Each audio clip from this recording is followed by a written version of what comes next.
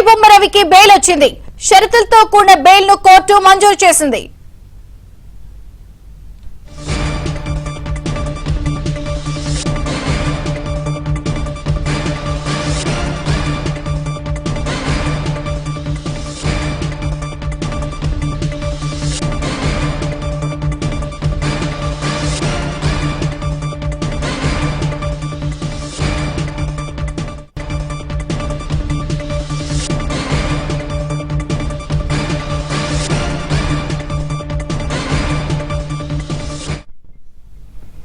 ఐబొమ్మ రవికి బెయిల్ వచ్చింది. షరతులతో కూడిన బెయిల్ ను కోర్టు మంజూరు చేసింది. వివరాలను క్రైమ్ ప్రతినిధి ప్రవీణ్ అందిస్తారు. ప్రవీణ్, ఐబొమ్మ రవి విషయంలో ఇప్పటికే ట్రయల్ కోర్టు ఏదైతే నాంపల్లి కోర్టు ఉందో, నాంపల్లి కోర్టు గతంలో 2 సార్లు బెయిల్ ను నిరాకరించింది, బెయిల్ పిటిషన్ ను డిస్మిస్ చేసింది. దాని తర్వాత తెలంగాణ హైకోర్టులో బెయిల్ పిటిషన్ ను దాఖలు చేశాడు. తెలంగాణ హైకోర్టులో కూడా సుదీర్ఘంగా వాదనలు వినిపించారు.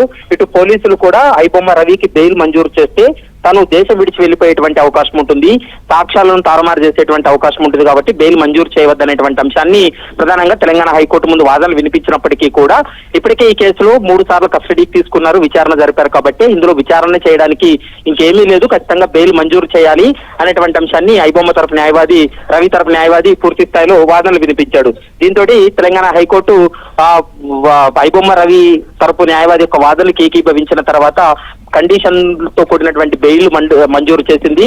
దేశం విడిచి వెళ్లరాదనేటువంటి అంశాన్ని స్పష్టం చేసింది. ఈ కేసులో ఎప్పుడు విచారణకు ఆదేశించినా విచారణకు సహకరించాలనేటువంటి అంశాన్ని చెప్పింది. మరోవైపు సాక్షులను ప్రభావితం చేయకూడదు, ఎక్కడ కూడా ఎవిడెన్స్ ను ట్యాంపర్ చేసే విధంగా వ్యవహరించకూడదు. ఈ కేసులో పోలీసులు ఒకవేళ తదుపరి విచారణలో నోటీస్ ఇచ్చినా, విచారణకు రావాలని ఆదేశించినా విచారణకు సహకరించాలి.